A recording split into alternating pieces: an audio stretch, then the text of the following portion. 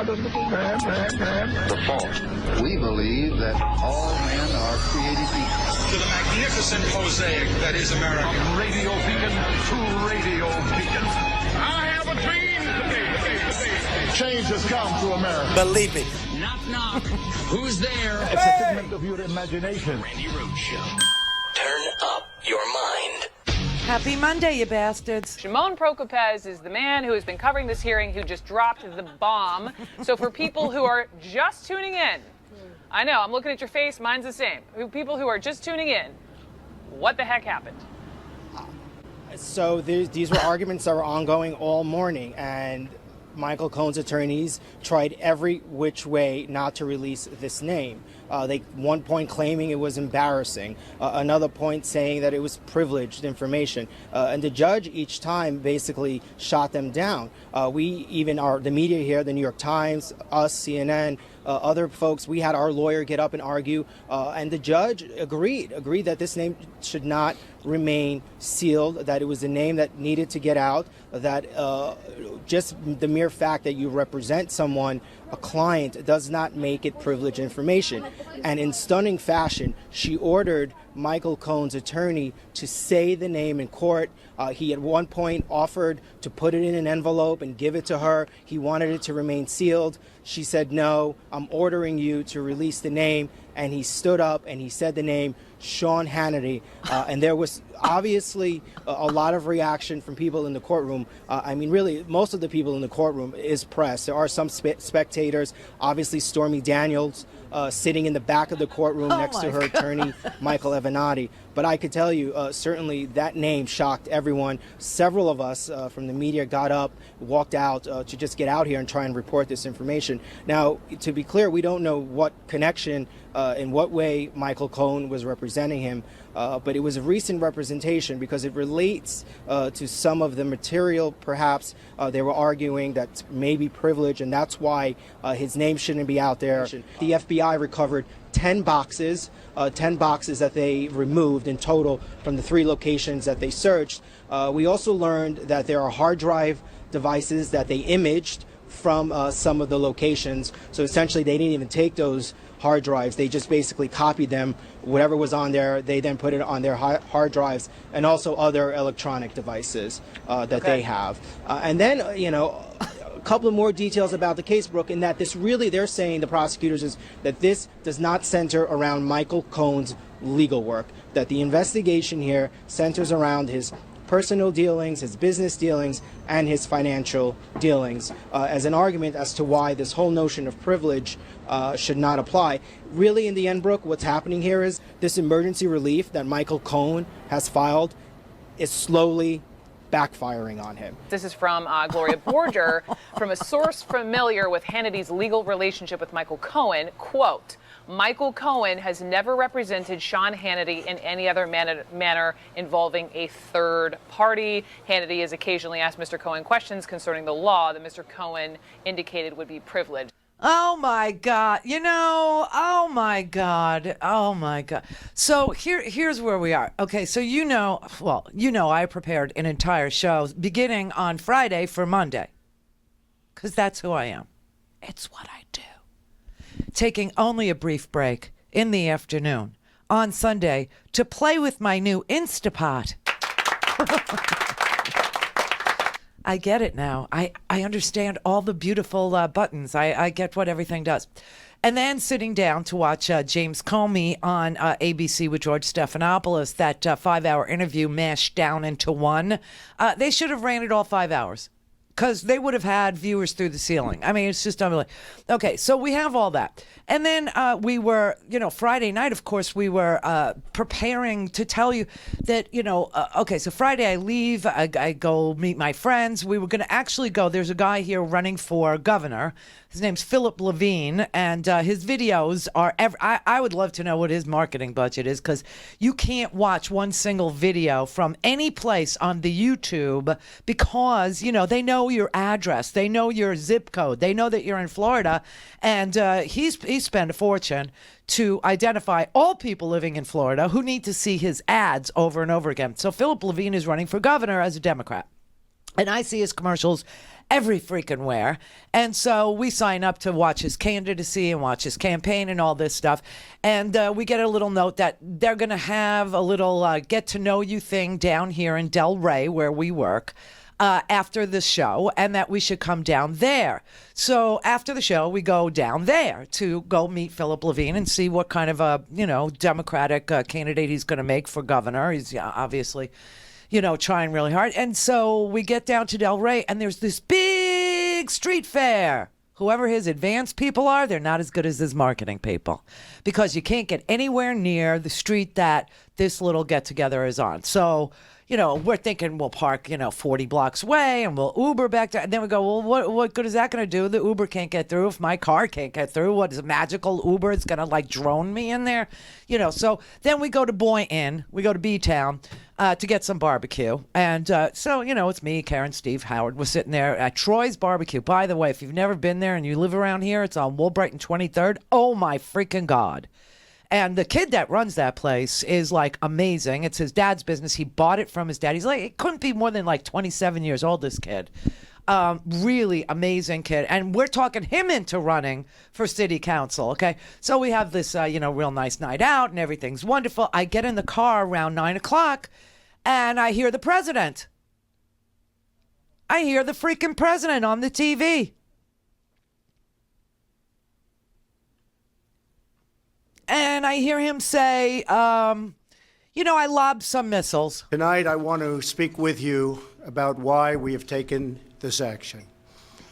1 year ago, Assad launched a savage chemical weapons attack against his own innocent people.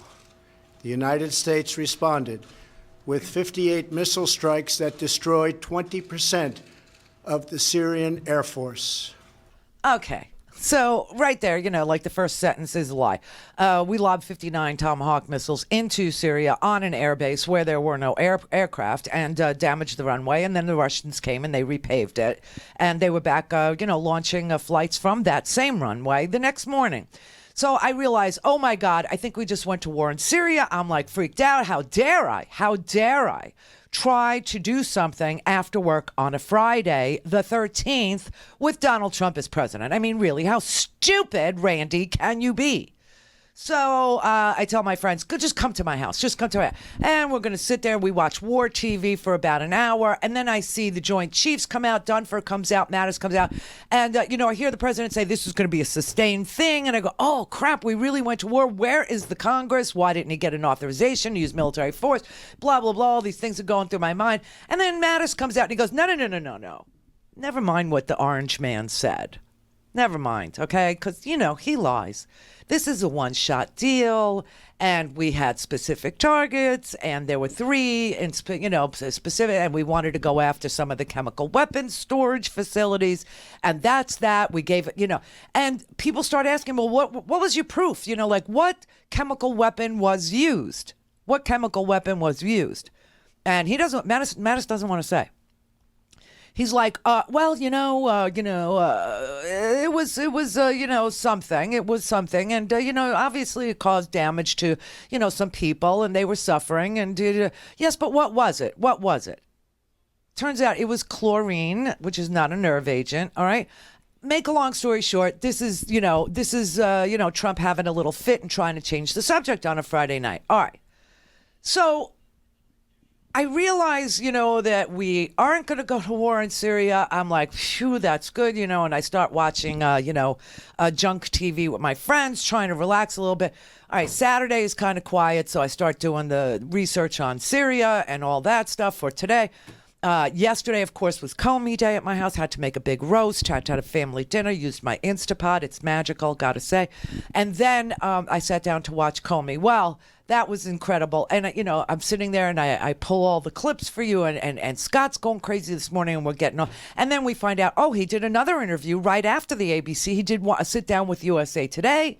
And they asked him whether or not they think that Trump, was Trump compromised by Russia. And he's like, I don't know. I honestly, can't tell you. I don't know. I mean, I never thought I would say that. Do you think President Trump has been compromised by the Russians? I don't know. Oh, my God. And these are words I never thought would come out of my mouth about an American president, but it's possible. Oh, my God. I'm not saying it's likely. I don't know, and the honest answer is it's possible. It's hard to explain some things without at least leaving your mind open to that being a possibility. What is the possibility that you see? What's the greatest possibility that he was? Well, obviously, the most likely is that he's not. But the reason I say possible is that there's a non-zero possibility that the Russians have some sway over him that is rooted in his personal experience. And I don't know whether that's the business about the activity in a Moscow hotel room or finances or something else. But again, I don't want to overstate it. I'm not saying it's likely. I'm saying, to be honest with you, I have to say it's possible. And then we're ready to go with all this, you know, I mean, we're ready to go. And then all of a sudden there's breaking news. You know, this afternoon, 2:00, Friday, the lawyers for the U.S. attorney in New York went to court with the attorney representing Michael Cohen.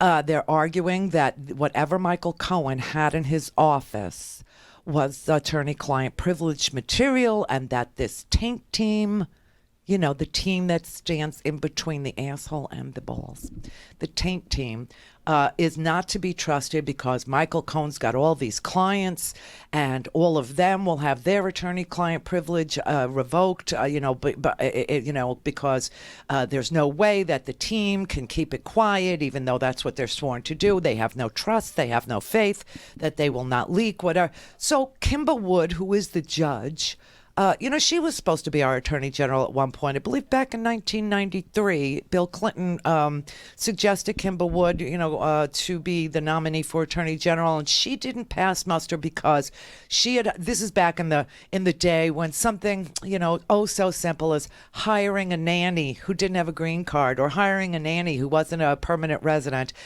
could get you booted out of a confirmation. All right, so Kimber Wood is the judge in this particular matter, having to do with whether there was attorney-client privilege, that would be shredded by this taint team if they, And so she asks a very simple question on Friday. She says, well, who are Michael Cohen's clients?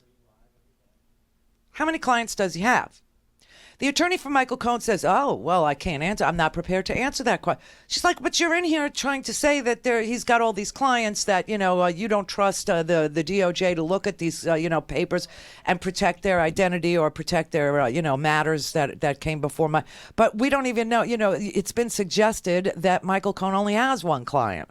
He's got this special law practice, and his client insists on hearing bad news immediately, like this. And so he goes, well, I'm not prepared to answer your question, so we'll have to, get back to you on that. And she goes, well, then what's the point of us being there? Let's adjourn. I'll schedule another hearing Monday, 2:00. Be prepared to tell me how many clients Michael Cohen has. And, what attorney-client privilege here the taint team isn't going to be responsible, about. So they come in today at 2:00, and, of course, Stormy Daniels shows up. Michael Avenatti shows up. The lawyers for the U.S. Attorney's Office and Michael Cohen's lawyers show up, and they ask, well, okay, do you have the answer? How many clients does Michael Cohen have? They say 10 clients.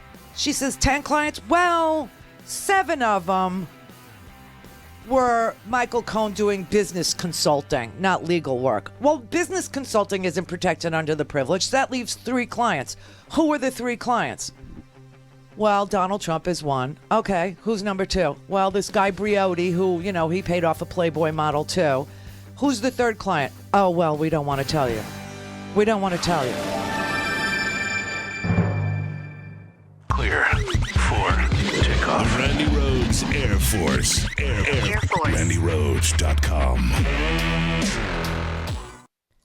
Mitchell Gold and Bob Williams introduces its Spring 2018 home collection of classic, modern, and new traditional silhouettes in a vivid spectrum of colors, textures, patterns, and prints. The new spring collection features a modern slant with clean-lined and comfortable styles that pay tribute to iconic American designs from the mid-century to the late 1970s. Experience the new collection in comfort at a signature store near you, or peruse the entire collection in e-catalog online. Find a store and shop online at mgbwhome.com. Join the Mitchell Gold and Bob Williams Comfort Club, a customer loyalty program that offers you 20% savings every day with exclusive access to special member-only offers and services like complimentary in-home design. It's free. It's easy to join. Sign up now. Start saving today at a Mitchell Gold and Bob Williams signature store near you or online at mgbwhome.com.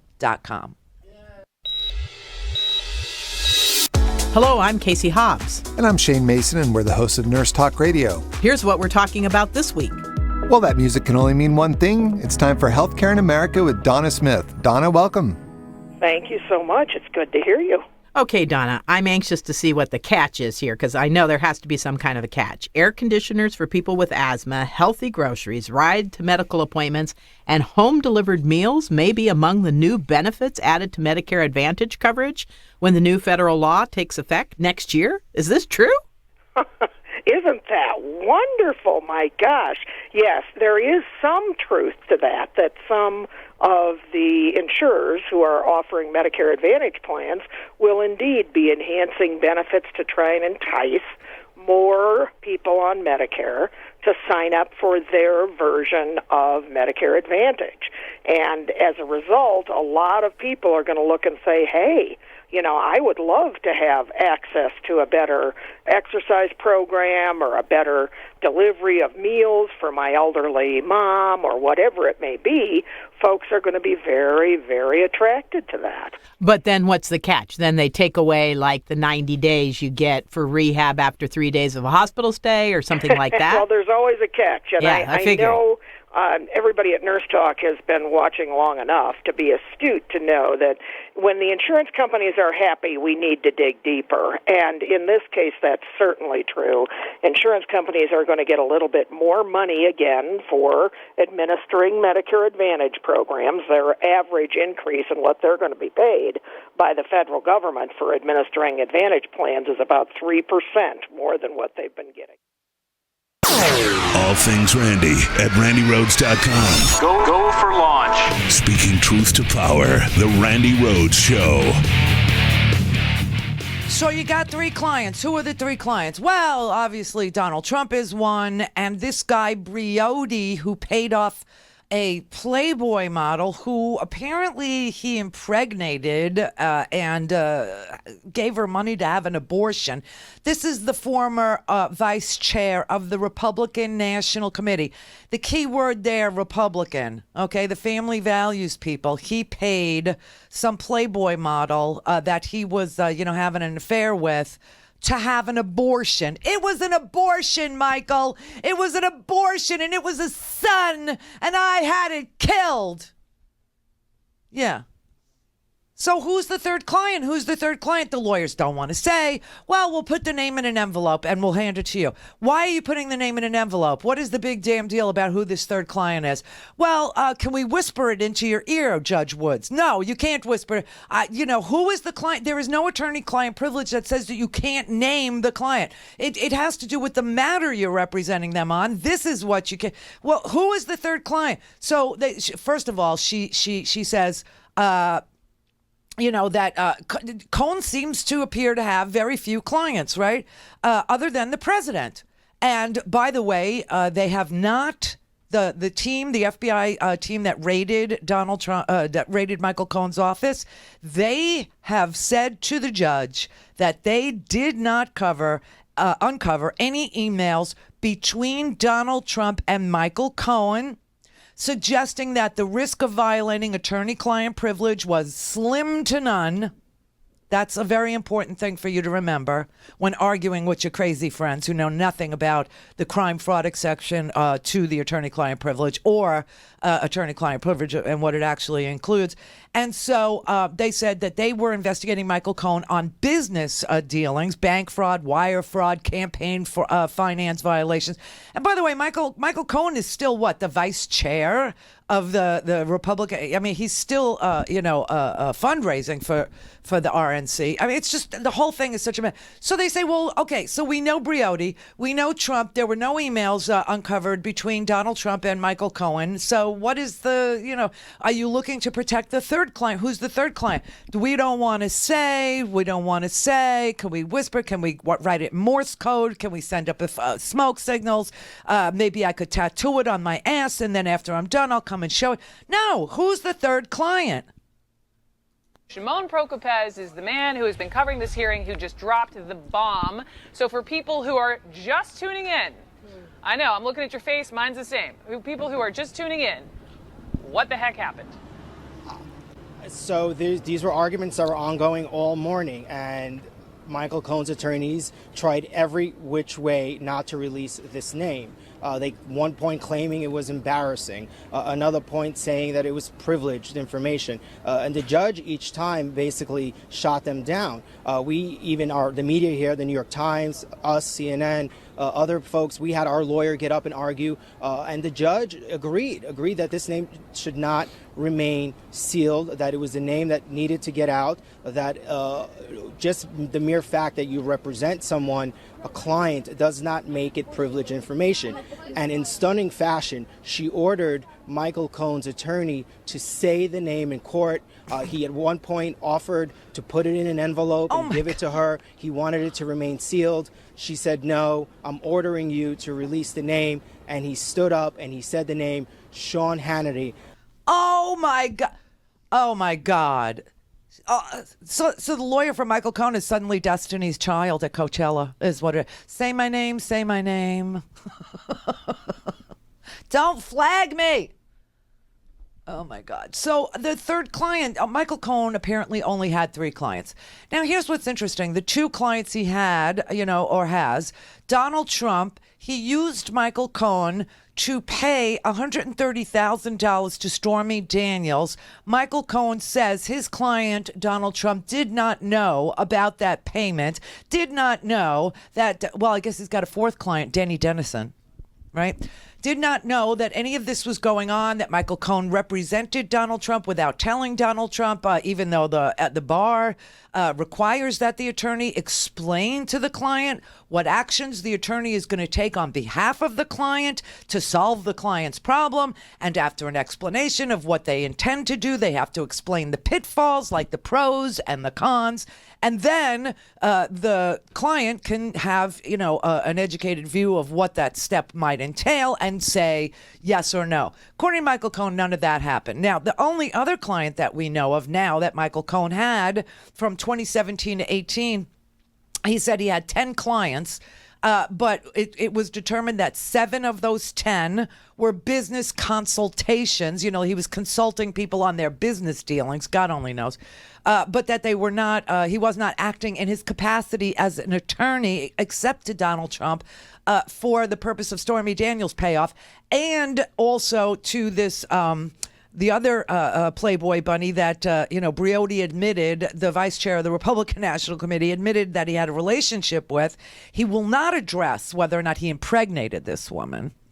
But he will say that, Michael Cohen did arrange for a $1.6 million payoff to this Playboy model to be paid to her in quarterly payments. And for this, Michael Cohen billed Mr. Briotti, the Republican National Committee vice chair, $250,000. And Briotti was paying that through this Essential Consulting, this EC LLC that Michael Cohen set up for the payment to Stormy Daniels. Apparently, it was also used to pay off this other Playboy model on behalf of Mr. Briotti. And Mr. Briotti, after he saw EC LLC be in the newspapers and be on the TV and how much trouble Michael Cohen was in, he said to Michael Cohen, I don't want to go through EC anymore. I'll make the rest of the payments to you directly. And so we paid the other $187,000 to Michael Cohen directly, somehow thinking that this would keep his little secret. It didn't work. And then there was a third client. And the third client is Sean Hannity, which is so interesting. I'm sure Mrs. Hannity is very interested in this. So this all broke while Sean Hannity was on the radio. And Shepard Smith did some reporting because, of course, you want to see what is Fox News saying about this.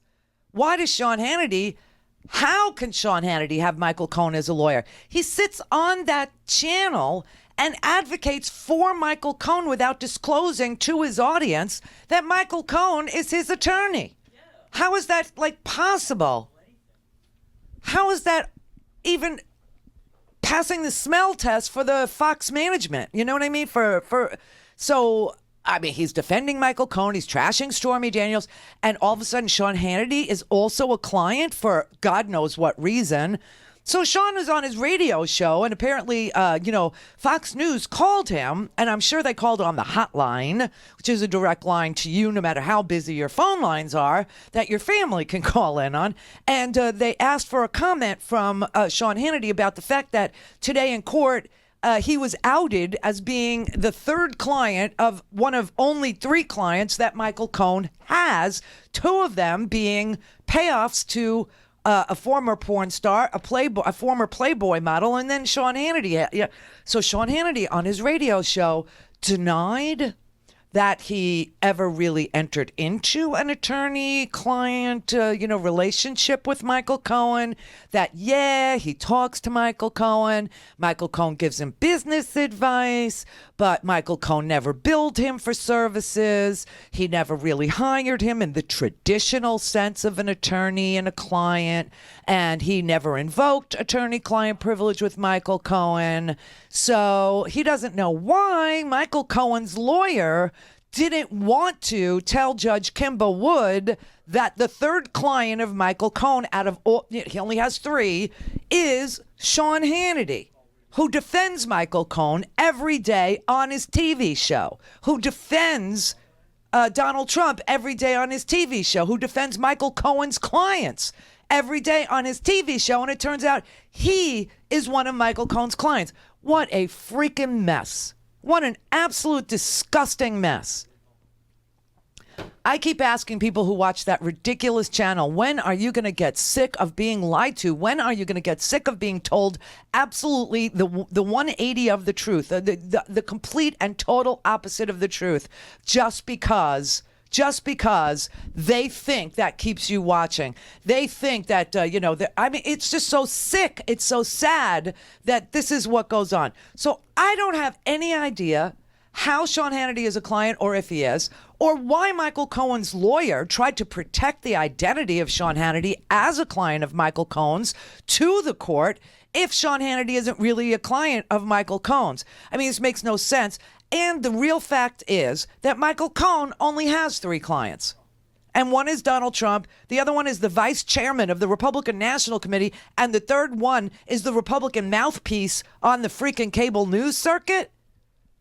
Wow, this is just so bad. It's just so bad. And you know what's really interesting, and you know why I think Stormy Daniels is so fascinated with this whole story? You know why Michael Avenatti is so fascinated with this whole thing? There is a lawyer who represented all these women, okay? There is a lawyer named Keith Davidson. He is an attorney who represented the Playboy model. He's the attorney that represented Stormy Daniels. And he is the one that recommended the men to go to Michael Cohen.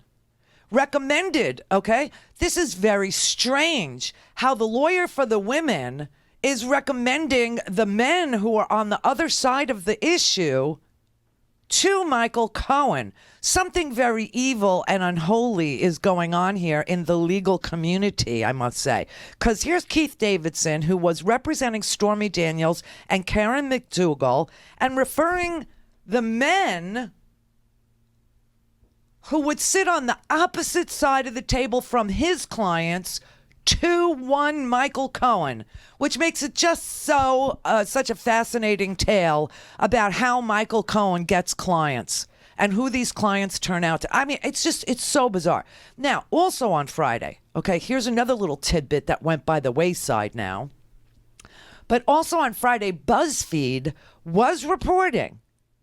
You remember how the dossier, keeps getting confirmed. Pieces of the dossier keep getting confirmed. And, of course, this Jim Comey interview that he did, Jim Comey sat down with George Stephanopoulos. And then right after that, apparently, the USA Today interview appeared. Now, they interviewed him They interviewed him on Friday. And that wasn't released until after ABC Sunday night. So you know all this negotiation took place, right? But anyway, so there was the first interview that he did with George Stephanopoulos, which was a 5-hour interview condensed into an hour. And one of the things he does talk about is, Trump's escapades in Russia and whether or not it's true. He doesn't know. It's the dossier, blah, blah, blah, is not what they relied on in order to start the counterintelligence investigation into whether or not anybody in the Trump campaign interacted with Russian operatives to benefit Donald Trump. He says he wasn't. They weren't looking at Donald Trump. I mean, that was beyond their wildest dreams. They were looking at other people around Donald Trump, obviously a Manafort and a Flynn and things like that. But the dossier, Trump was telling him, this is false and you have to get out in front of it and you have to tell him it's false. And then I want you to investigate it. And I want you to. And he goes, I can't do that because if I do investigate it, then people will say that I'm investigating you. And I'm the FBI. You can't use the FBI for that. If your wife's upset, then, hire somebody. I can't do that for you. And Donald Trump never understood that the FBI was not his personal legal apparatus. It wasn't Michael Cohen. It wasn't whatever. I mean, it was just such a twisted thing. But the weird part of it is that the dossier is being corroborated every single 10 minutes. Okay, another part of it is corroborated. Now, the salacious part aside, on Friday, BuzzFeed, I'm sorry, it wasn't BuzzFeed, it was McClatchy, okay? It was McClatchy. McClatchy News Organization, which is a stellar news organization, they reported that Bob Mueller has evidence in his possession that Michael Cohen did, as the dossier suggested, go to Prague in the Czech Republic over the summer, and that he snuck into Prague somehow through, because, you don't, he was in Germany and he was able to enter Prague without going, you don't need to show a passport. If you're in Europe, you can go between the EU countries without showing your passport. That's one of the points of the EU being the EU. And so, if you're in Germany and you're going to Italy, or if you're in Italy and you're going to London, you don't have to show your passport, okay? And so they said he went to Germany and then he went to the Czech Republic, and they have documentary proof that tracking Michael Cohen, I don't know if it's his credit cards, I don't know what it is. I have no earthly idea. But that they have evidence that Michael Cohen was in Prague when the dossier says he was in Prague, and that he did meet with, Romanians and Russians to discuss the payment for the hacking into the DNC. Now, that's what the dossier said. The dossier said Michael Cohen had traveled to Prague to make the payment, right? And everything Michael Cohen does is to make sneaky payments, which is so interesting.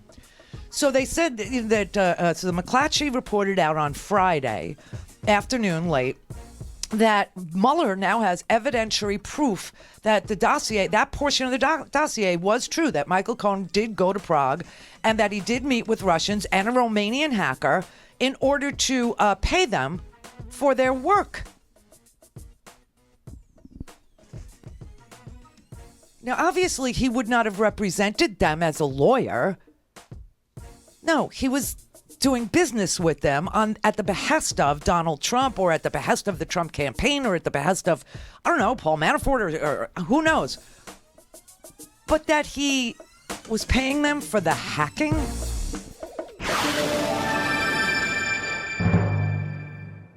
To speak to Randi, call now, you bastards.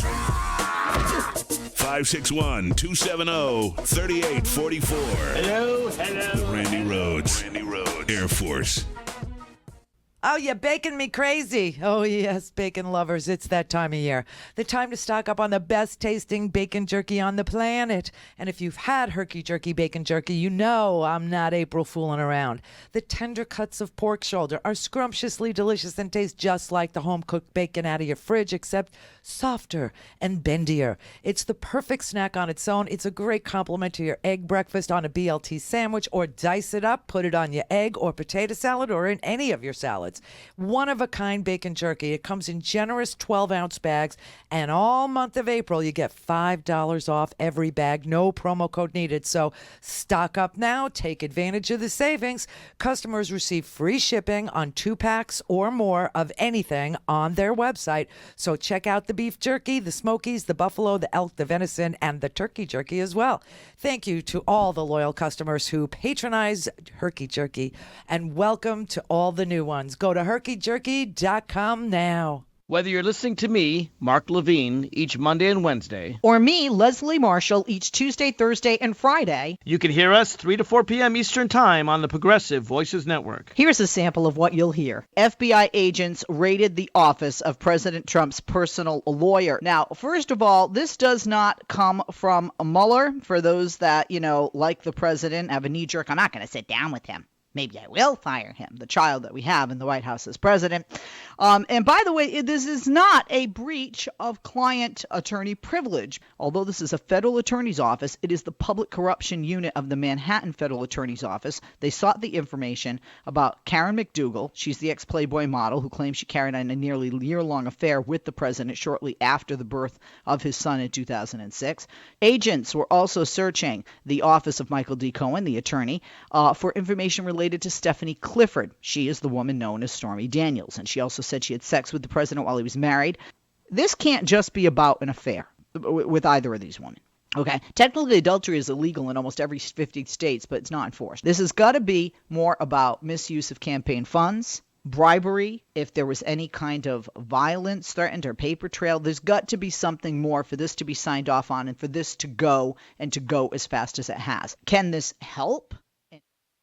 Call in, connect. To speak to Randi, call 561-270-3844. 561-270-3844. Of course, for us, the elephant in the room at the moment is that Sean Hannity is said to have, according to court documents, been a third client of Michael Cohen. There's a statement at the Hollywood Reporter from supposedly from Hannity that says, we've been friends a long time. He did some legal work for me. Hannity's producers are working to contact him. Since it's now a part of the story, we'll report on it when we know the rest of it. A lot of people here know his number, so we'll get on that in just a second. Plus, the Kremlin is now said to be targeting computers around the world. Have you heard about this? Oh, my God. All right, so here's Hannity responding. So I've known Michael a long, long time. And let me be very clear to the media.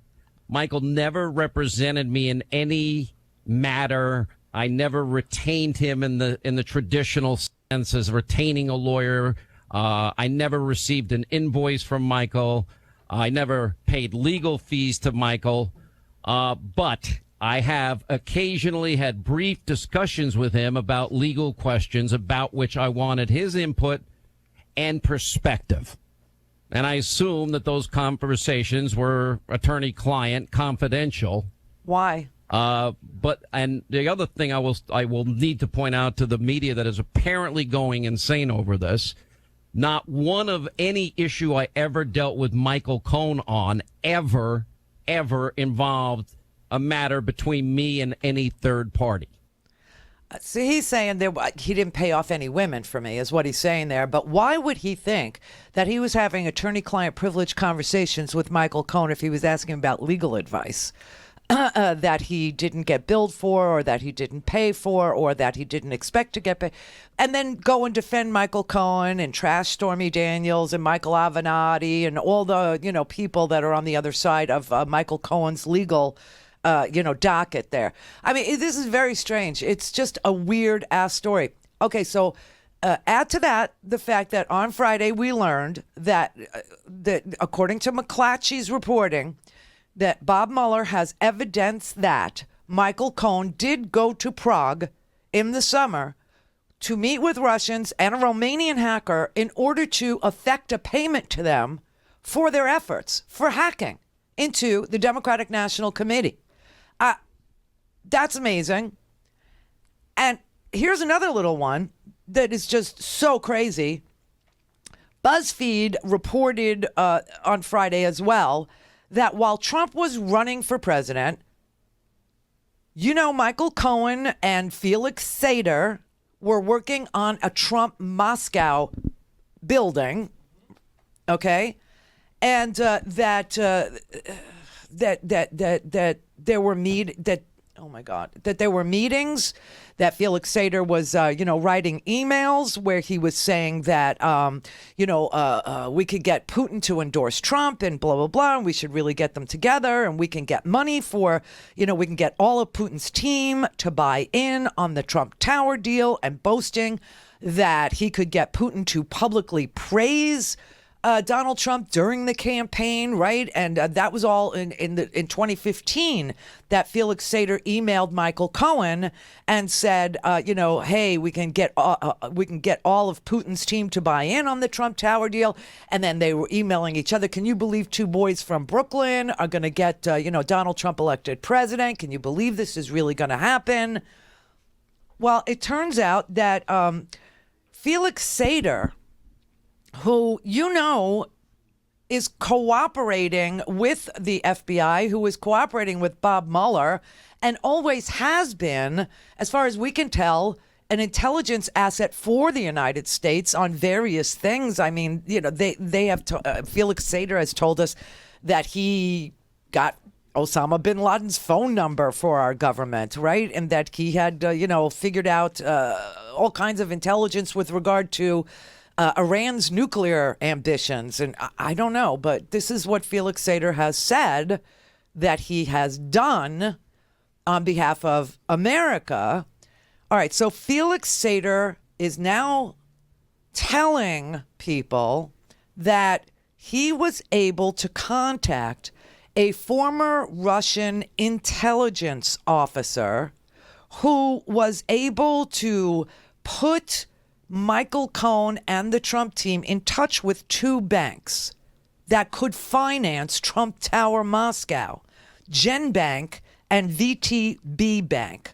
VTB Bank is the top Russian government's bank, and it's under American sanctions and has been since Putin invaded Ukraine and annexed Crimea.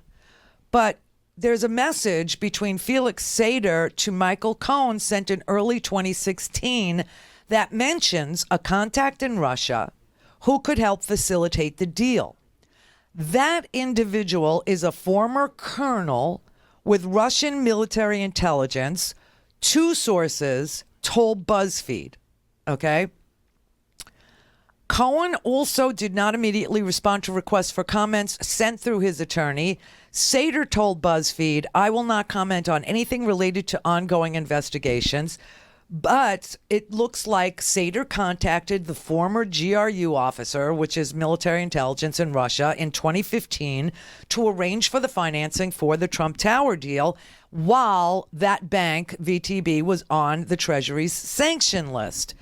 Sater hoped to push the deal forward. They were going to attend the St. Petersburg International Economic Forum. Michael Cohen was going to go in June of 2016 as well.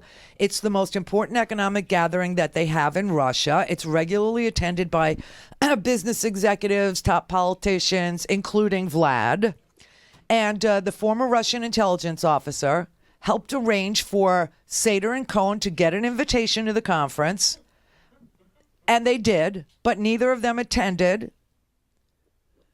Michael Cohen canceled at the last minute, and they put the whole Moscow deal on hold because of the Republican National Convention, and they wanted to wait till after because Trump's nomination wasn't a sure deal.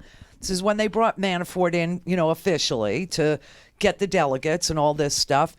But it looks like Special Counsel Robert Mueller's team questioned Felix Sater about this officer and about his role in the deal, as did the House and Senate Intelligence Committee investigators. Now, Devin Nunes wrote this crazy letter saying, there's nothing there. I mean, we're closing it. We're done, right?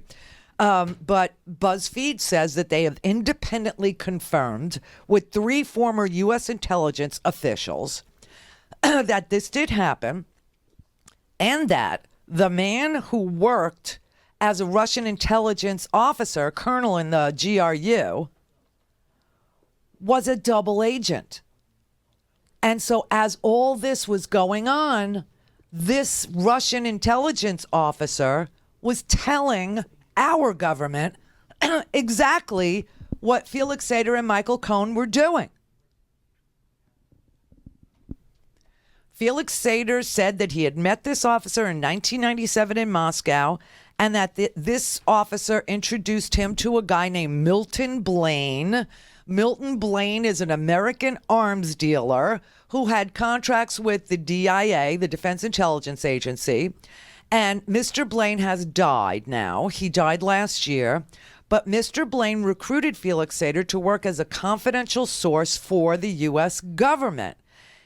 Felix Sater's government code name is Quarterback.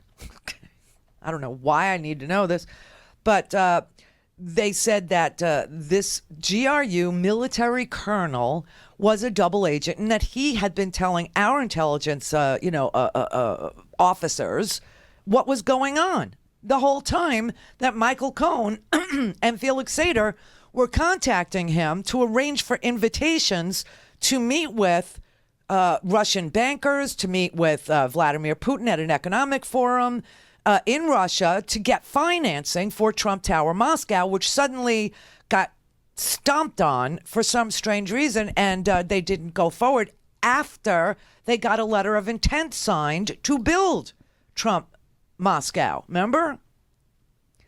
Well, it turns out that this guy is a double agent, and so the only person that I can think of who is a former Russian military officer at the rank of colonel is Sergei Skripal, the guy who was just poisoned with a nerve agent in London. Him and his daughter Yulia, remember? Well, that's what Sergei Skripal was. He was a colonel in the GRU before he defected and went to London.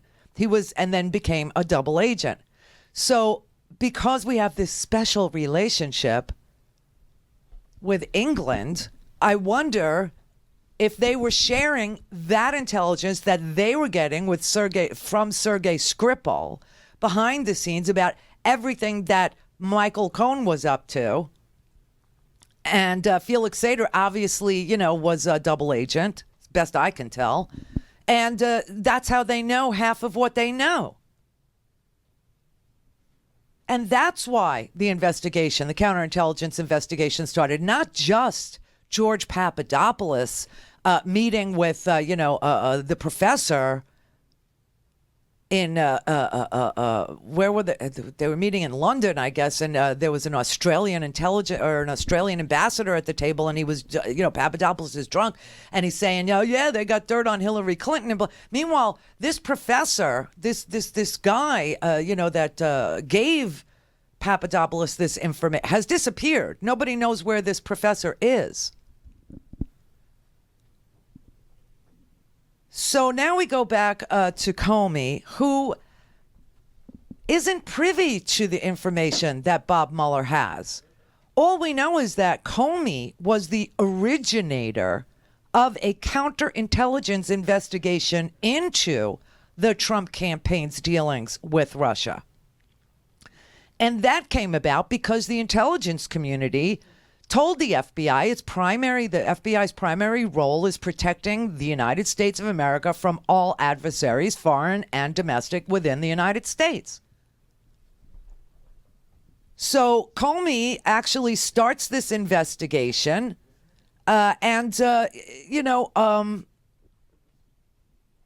he gets fired because Trump wants this Russia thing to stop.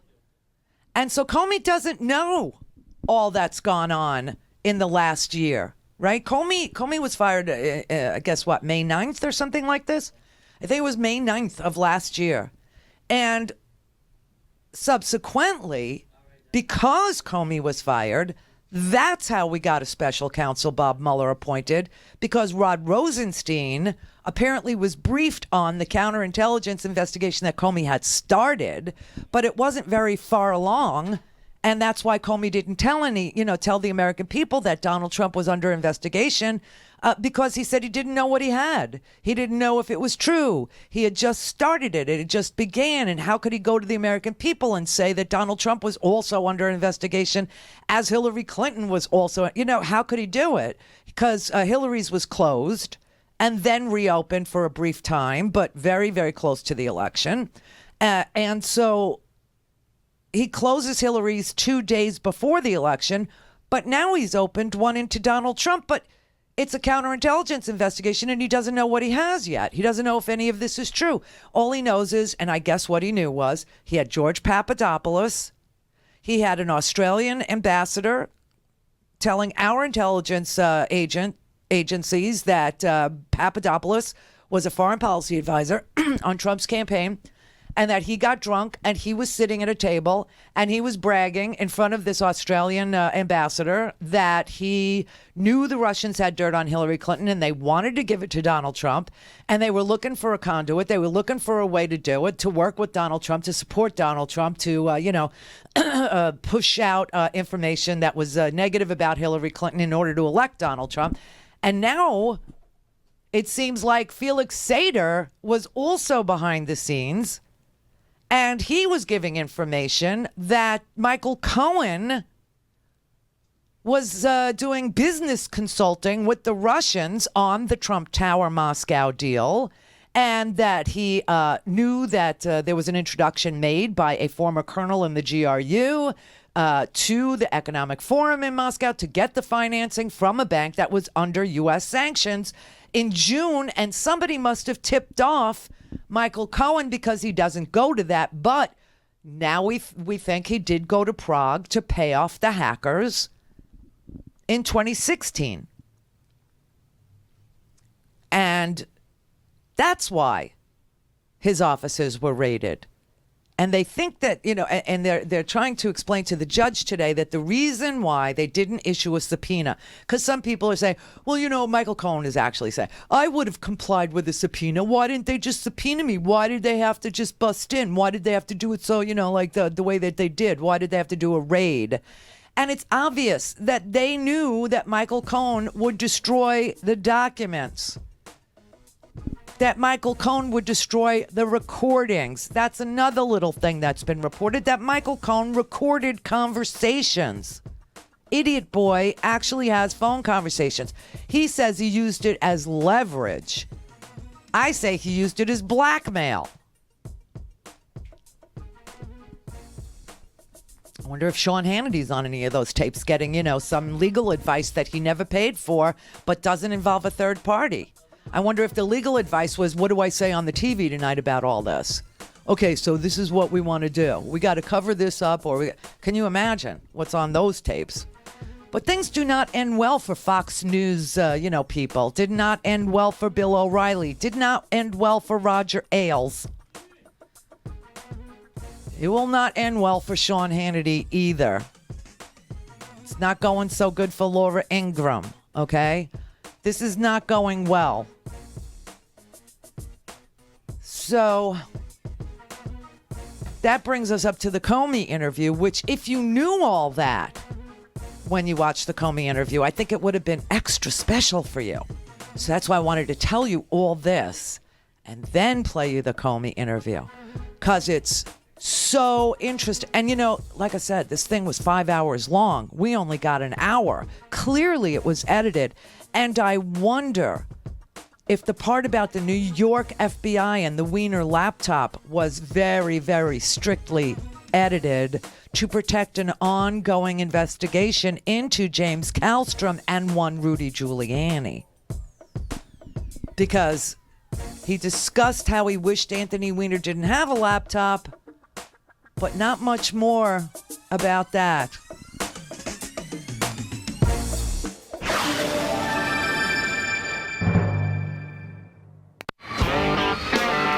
For a commercial-free, on-demand, whenever, wherever listening experience. Visit RandiRhodes.com for your personal premium podcast today. Now, the top of the hour on the Progressive Voices channel on TuneIn presents the Green News Report. Even in 1958, one of those air pollutants that this Shell researcher reports on was the pollution of the atmosphere by carbon from fossil sources. Newly unearthed internal documents reveal that Shell Oil knew as early as 1958 that its products cause global warming. Senate Democrats call for EPA Chief Scott Pruitt to resign as internal EPA report undermines Pruitt's claims of unprecedented death threats. Plus, even if none of those backwards movements actually last, we're still losing chunks of time when we should be participating with the rest of the world in attacking this issue. Obama EPA administrator warns of the long-term consequences of Pruitt's reign. All of those consequences and more straight ahead from BradBlog.com. I'm Brad Friedman. And I'm Desi Doyen. Stand by for 6 minutes of independent green news, politics, analysis, and snarky comment. This is a pretty sudden fall from grace for Pruitt, who's been a Conservative favourite for his aggressively pro-industry stance. So aggressive, in fact, that even though he is literally in charge of the EPA, his LinkedIn page still lists him as a leading advocate against the EPA's activist agenda. And it's still true. This is your Green News Report.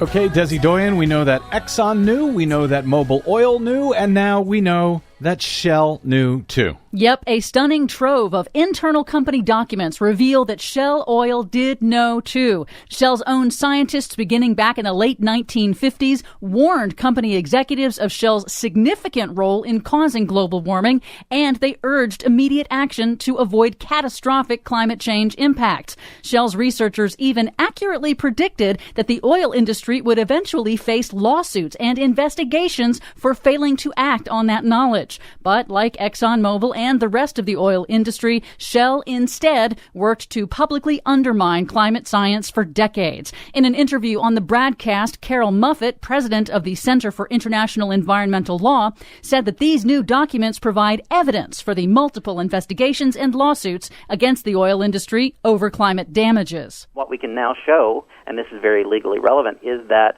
for decades Shell was aware of those risks, and it continued to take those risks on the assumption that ultimately it would be consumers and governments that bore the cost rather than Shell itself. We'll link to Muffett's report on this at greennews.bradblog.com, but some of the material is absolutely jaw-dropping, going back to 1962, with the Shell scientists saying very specifically that CO2 from the burning of fossil fuels causes global warming, the very thing that Shell and Exxon and Mobil and all the rest have been trying to confuse the public about for decades. This week in politics, an internal EPA memo undermines claims that embattled Environmental Protection Agency Administrator Scott Pruitt faces unprecedented security threats. According to Democratic Senators Sheldon Whitehouse of Rhode Island and Tom Carper of Delaware, the unreleased assessment says that EPA's intelligence staff found no specific credible threats to the administrator, who has been under intense scrutiny over his outsized spending on personal security and first-class travel. This week, the EPA fired the career agency official who approved that report, Mario Caraballo. In response, an anonymous career EPA staffer told Politico that Caraballo's firing will not intimidate staff, but will instead, quote, embolden us to leak more to get these criminals out. Go get them. Senate Democrats on Wednesday formally called for Pruitt to resign or be fired over his multiple ethical scandals and questionable spending. They also announced an attempt to block a confirmation vote of Trump's nominee for the number 2 spot at EPA. If confirmed, Andrew Wheeler, a coal industry lobbyist and a climate science denier, would take over the EPA should Pruitt exit. But as with Pruitt's confirmation vote last year, Democrats may not be able to muster the votes to block Wheeler. This week, 2 coal state Democratic senators, Heidi Heitkamp of North Dakota and Joe Manchin of West Virginia, announced they would support Wheeler's Mueller's confirmation. Incredible. Finally, in an interview with WGBH in Boston, former Obama EPA Administrator Gina McCarthy says that while Pruitt has succeeded in attacking science on behalf of polluting industries and appearing to be effective, the good news is that so far Pruitt has only launched the process of rolling back major environmental and public health standards, and that can take years and could very well be overturned in court. However, she says the bad news is that much damage can be done in the meantime. And when he talks about his success, all he talks about is how much he has saved business, as if allowing more pollution wouldn't cause lives to be damaged and health to be damaged. He's doing a terrible job. But he's doing the job he was hired to do. For much more on all of the stories we covered today and the ones we couldn't get to, check out our website at greennews.bradblog.com.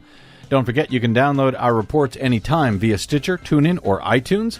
Find us, follow us, and share us worldwide on the Facebooks and the Twitters at Green News Report. I'm Brad Friedman. And I'm Desi Doyen. And this has been your Green News Report. And I've been taking care of business every day, taking care of business every way. Please help Progressive Voices support the Green News Report by stopping by bradblog.com/donate. Mary had a little lamb. The fault. We believe that all men are created equal. To the magnificent mosaic that is America. From radio beacon to radio beacon. I have a dream today. Change has come to America. Believe me. Knock, knock. Who's there? It's a figment of your imagination. Randi Rhodes Show. Turn up your mind. Ever wonder where all that money went from the Republican tax bill? What are you going to do with your tax cut? I don't know, because I love Lamborghinis, but I already have a bunch, so. You know that fancy bottled water, the Fiji water? Yeah. Gonna fill my pool with those. Maybe I could park one in my living room. I am gonna give my nanny a raise. Oh.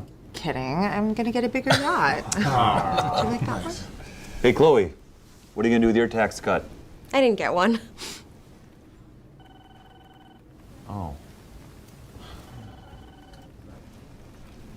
It's okay. This is uncomfortable. Yeah. Good morning, everyone. Good morning, sir. Sorry I'm late.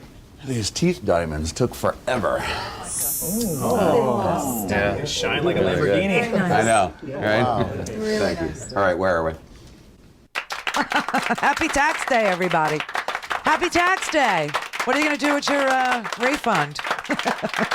What are you going to do with your $4,000? What are you going to do? I didn't get. I'm Chloe in that particular. That came out from the DCCC, the Democratic Congressional Committee campaign. Yeah, that came out from them to remind everybody that it was, big fish, not little fish, that got the tax break. I'm feeling it. So support the show. All right, thank you. That's all I'm going to say. Support the show. All right. This is going to be a very informative and strange trip that we're about to go on together about how Stormy Daniels, oh no, I'm not kidding, how Stormy Daniels is taking down the entire Russia propaganda machine, the entire Russia hacking operation, the entire collusion case is going to be wide open, and it's all because of Stormy Daniels. It's all because of a porn star.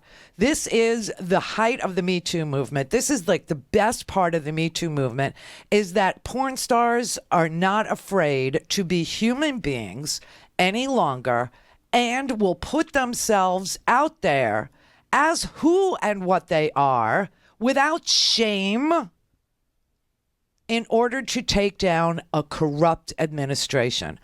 I am so convinced that Michael Avenatti and Stormy Daniels are so much smarter than Donald Trump and Michael Cohen. This thing that happened yesterday, this thing is a thing. This thing is their thing. It's Cosa Nostra, baby. This is their thing. This is the story yesterday in the courtroom. You have to sit and let it marinate in your brain a little bit. Because if you remember yesterday, I kept saying it's all so tangled. It's all so tangled. But there's all these disparate pieces, all these people, all these things, all these conspiracy, all coming together in one courtroom in New York yesterday. Stormy Daniels was there, and, for some strange reason, no one in the media can figure out why was Stormy Daniels there yesterday? Why was she there to watch Michael Cohen, who brought this procedure? Okay, Michael Cohen is the person who went to Judge Kimba Wood yesterday. His request to Judge Kimba Wood on Friday, and this is why Friday's news was so freaking important, okay? Never mind that we bombed Syria, which was just the cherry on the cake of a very heavy news day that sent Donald Trump into fits of rage and anger on the Twitter, okay? Twitler was losing his freaking mind. Not only was it because of this court hearing, and not only was it because he knows Michael Cohen is the linchpin in all of this Russia hacking scandal, in all of the Russian attempts to infiltrate the elections, that Michael Cohen on Friday was reportedly, provably by Bob Muller in Prague, and that he was in Prague to pay off the Russian hackers. That was a really big piece of information that got buried on Friday. Buried. And it's really, really important, okay, that the special counsel, Robert Mueller, reportedly has evidence. And this was according to McClatchy, a news reporter for McClatchy named Peter Stone, and his reporting partner, Greg Gordon, broke a very important piece of news on Friday. That, and this is how the article began. The article began, the Justice Department special counsel has evidence that Donald Trump's personal lawyer and confidant, Michael Cohen, secretly made a late summer trip to Prague during the 2016 presidential campaign, according to two sources familiar with the matter. This was a bombshell. So, of course, Trump had to bomb Syria. All right. Also on Friday, Michael Cohen had gone to court. He's the one that started this proceeding. It was his lawyer, Stephen Ryan's request that the judge consider their motion to ask the court to allow Michael Cohen and his legal team to review the documents that were taken in a raid, and it was only a week ago. I mean, it seems like forever ago, right? That Michael Cohen, his office, his hotel room, and his apartment was no, it was only a week ago. And so they moved to the court and asked the court to allow Michael Cohen to go over all the documents himself, and that Michael Cohen should decide that there's attorney-client privilege in the balance, and then he could turn over whatever he felt was not protected by attorney-client privilege. And, of course, the judge asked a simple question on Friday of the lawyers representing Michael Cohen. That simple question was, who is his clients? Who are his clients? Name them. How many clients does this man have? Because we hear he only has the one. The attorneys for Michael Cohen couldn't answer that question. They tried to say, well, he's got 10. He had 10 clients. Turns out that 7 of those clients were business consultations. They weren't attorney legal work. They weren't privileged. It was Michael Cohen doing the shady legal work that Michael Cohen, doing the shady consulting that Michael Cohen does with regard to, let's say building Trump Tower Moscow, that kind of thing, right? It wasn't legal, and it wasn't anything that would fall under the attorney-client privilege protection. So they said, we need more time. So Judge Kimba Wood said, all right, come back on Monday. I don't think it'll take that long for him to tell me how many clients he has. If you're saying he only has 10, that's pretty small practice. Now we find out 7 of the 10 were business consultations, and they weren't attorney, legal work that he was doing for any of them, so they're not protected. So that leaves us 3. I think over the weekend you can figure out who the 3 are. Well, it turns out the 3 were Donald Trump, Elliot Briotti, the vice chair who just resigned, Steve Wynn was the head of the Republican National Committee, and he had to resign because of, harassment of women. Now Briotti has to resign because Michael Cohen apparently arranged a payment to his paramour, who she says she got pregnant. He gave her money for an abortion. The Republican National, the irony of it, you know what I mean? Paid her to have an abortion, but then settled with her for $1.6 million to be paid to her quarterly. And what's really fascinating is they all had the same attorney, not Michael Cohen. The Stormy did, the Karen McDougal did, this Playboy model did, and they're all being referred to Michael Cohen. The men are on the other side of the table. There's that too, but let's concentrate on Michael. So it comes out in court yesterday that Elliot Briotti is a client. Okay, got that. Donald Trump is a client, but there were no emails between Michael Cohen and Donald Trump. So there is no, chance that Michael Cohen's emails have protected attorney-client privileged material between him and Donald Trump, since Donald Trump never emailed Michael Cohen and Michael Cohen never emailed Donald Trump. So that was presented to the court. So now there was just this question of who's the third client? Who's the third client? And we all now know that the third client, as yesterday was unfolding, that the third client is Sean Hannity. All right. That's interesting. Why would Sean Hannity be getting legal advice from Michael Cohen, a sometimes half-assed fixer for Donald Trump, a sometimes business consultant for Donald Trump? Why? Sean Hannity makes $36 million a year. I know it's a big oh my God, but that's what cable news people make, okay? Anywhere from 8 to 25, Don't ask me. I could never explain it to you. I could never tell you why anybody is worth that kind of cash, okay? Just could never tell it to you. But that he makes like, I'm guessing 25, 26 from Fox, and then another 10 from, the very bankrupt iHeart. Yeah, And so he's got $36 million. Why in the world would he be taking legal advice from Michael Cohen? He's got his own lawyers. No, somebody, negotiated $36 million in, salary for him. What the hell is he doing working with Michael Cohen in any capacity whatsoever as he sits on his TV show, interviews Michael Cohen, defends Michael Cohen, trashes the FBI, trashes Robert Mueller, trashes the entire law enforcement community, and defend, he's a Donald Trump superfan. Why would he be getting legal advice from Michael Cohen? And why did the lawyers work so hard yesterday to protect Sean Hannity's relationship with Michael Cohen? What the hell was that about?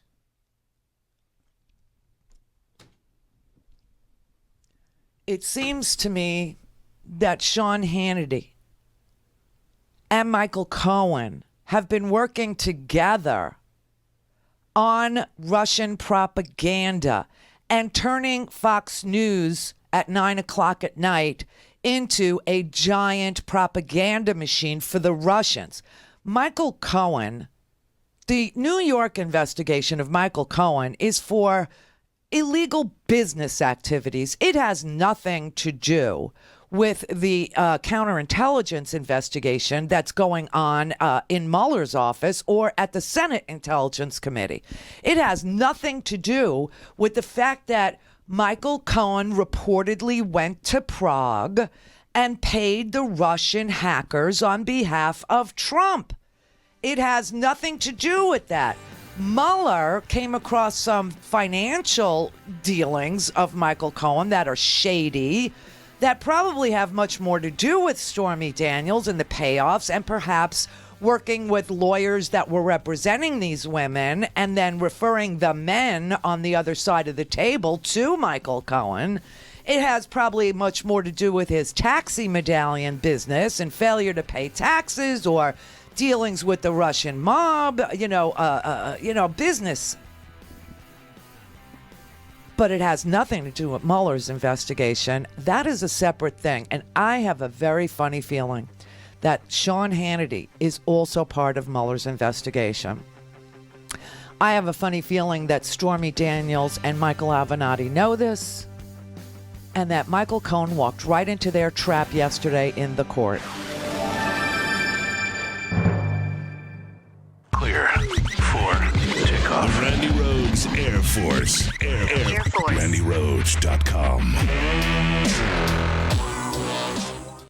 Mitchell Gold and Bob Williams introduces its Spring 2018 home collection of classic, modern, and new traditional silhouettes in a vivid spectrum of colors, textures, patterns, and prints.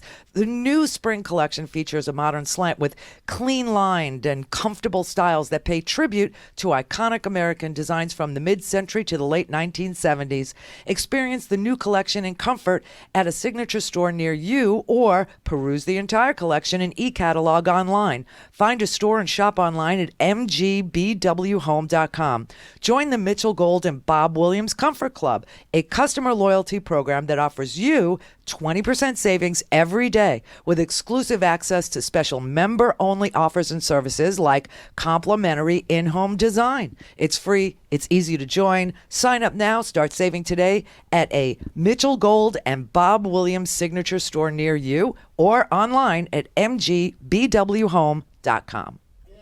You're listening to the Progressive Voices Network, and here's a clip from Tara Buster with comedian Tara Devlin from RDTDaily.com. James Comey is coming out with this book, and he'll be interviewed on, I don't know where, 60 Minutes or something. But getting out in front of it, the Republican Party, they have these websites, Lion Comey. This is where we're at. It's 12-year-old bully taunting time now from the Republican Party. That's all they have. Name calling. Lion Comey? Do they know who their standard bearer is? Have they met Donald Trump? That's what I would like to know. Lion Comey. I mean, aren't you exhausted from just the childish games, the names, it's so embarrassing that this is where we live, that actual adults have degraded this discourse, that how are we ever going to get over this, get through this, to recover and regain our sense of decency in the world, to regain our standing in the world? The Republicans talk about, they used to laugh at us. That's what Trump talks about. Oh, no one's laughing now. No, they're laughing. They are not only laughing, they're shaking their heads in disbelief. This is Tara Devlin from RDTDaily.com. That was a clip from my show, Tara Buster, recorded live every Saturday evening on the RDT Daily Facebook page and streamed simultaneously on YouTube and Facebook Live. Replayed Sunday, 6 p.m. Eastern on Progressive Voices, or anytime on demand on the Progressive Voices app. Support RDT Daily and the Progressive Voices Network. Remember, we stick together, we win. All things Randi at RandiRhodes.com. Go for launch. Speaking truth to power, The Randi Rhodes Show. For years, Mr. Cohen has acted like he is above the law. He has considered himself and openly referred to himself as Mr. Trump's fixer. He's played by a different set of rules, or should we say no rules at all. He has never thought that the little man, or especially women, and even more women like me, mattered. That ends now. My attorney and I are committed to making sure that everyone finds out the truth and the facts of what happened, and I give my word that we will not rest until that happens. Thank you very much. Thank you very much, Stephanie. Honest to God, man, they are the reason Michael Cohen was in court yesterday. They didn't bring Michael Cohen into court yesterday. Michael Cohen brought Michael Cohen into court yesterday. This is a really elaborate trap that was set for Michael Cohen, and Michael Cohen is such an idiot that he took the bait. Okay? Nobody forced Michael Cohen to go to court yesterday. There was no reason for Michael Cohen to go to court yesterday, except Michael Cohen wanted to go to court yesterday because Michael Cohen wanted to ask the judge if he could sift through the documents that were taken by the FBI in New York, and if he could, determine which of those materials were protected under attorney-client privilege. And of course, the court asked one simple question: how many clients do you have, and who are they? Because the taint team will take your list and they will protect any client and, that you have. Any of their communications with you will be protected. And they couldn't answer the damn question because they don't have any clients. Michael Cohen has one client, and that client is Donald Trump. He may have inserted himself into another settlement case with another Playboy model on behalf of the vice chair of the Republican National Committee, which fell to him through the lawyer for these girls. I mean, that's another story. But the only reason why Michael Cohen was in court yesterday is because Michael Cohen wanted to be in court yesterday, and the judge simply asked, who are your clients? And when he said who his clients were, he included Sean Hannity. So Stormy Daniels equaled Michael Cohen. Michael Cohen went to court saying he's got to protect his clients. Trump's consigliere went to court. And in exposing, his love for the attorney-client privilege, he exposed himself as being somebody who doesn't have clients except for Donald Trump and Donald Trump's fanboy, Sean Hannity. Sean Hannity has been on his television show defending Michael Cohen, trashing law enforcement, and promoting generally Russian propaganda. What propaganda, Randy? You remember the Seth Rich propaganda? You remember that? Yeah, well, that story is a piece of Russian propaganda. Do you recall that Sean Hannity interviewed Julian Assange many times? Do you recall that Sean Hannity asked Julian Assange to sit in for him, to be his guest host? Do you recall that Sean Hannity went to London and got into the Ecuadorian embassy and got a couple of sit-downs, like 5 times, with Julian Assange? Do you remember that Sean Hannity was direct messaging with Julian Assange? This thing is about to blow wide open. And Michael Avenatti set the trap, and this is why Michael Avenatti thinks that Michael Cohen will roll over. Michael Cohen is about to be exposed as being the person who paid off Russian hackers, being the person who was feeding all kinds of stories to Sean Hannity and being, also in touch with WikiLeaks, in touch with Julian Assange, in touch with Roger Stone. This whole story is about to get super simple, and it's going to be just a handful of these crazy people who actually conspired with Russia and Russian hacking and Russian hackers, paid them when Donald Trump stood there and said, Russia, if you're listening, I hope you can find... He wasn't kidding. He was saying, I'm going to pay you for this. I want it done. I want it done. And all these people are part of Donald Trump's Cosa Nostra. The protection that Sean Hannity gives on that channel to this mob family. This is why Comey said that he got this feeling that they were behaving like a mob family. This is why when Comey sat down, and he will continue to sit down and continue to give interviews, he keeps saying that from the minute that he met Donald Trump, he had this feeling that it was Cosa Nostra. It felt very familiar to him. He was having flashbacks of when they prosecuted John Gotti. He understood that it was just a family, a family of mobsters who were protecting the Don, and that Trump was the Don. And he understood it. He understood it. And so who are the members of the family? It's Michael Cohen. It's Roger Stone. It's Sean Hannity. It's Julian Assange. It's, a handful of people, that Hope Hicks was willing to do criminal things. She was willing to put out. It's his son, Junior, who's meeting with her. Even Jeff Sessions was willing to go along for a while. I mean, this thing is just bizarro world, but yet it's super, super simple. Michael Avenatti and Stormy Daniels set a trap. And Michael Cohen on Friday petitioned the court to hear him and walked into that trap. And that's why yesterday the third client was Sean Hannity, because Sean Hannity was the propaganda machine. He was the protection in the media.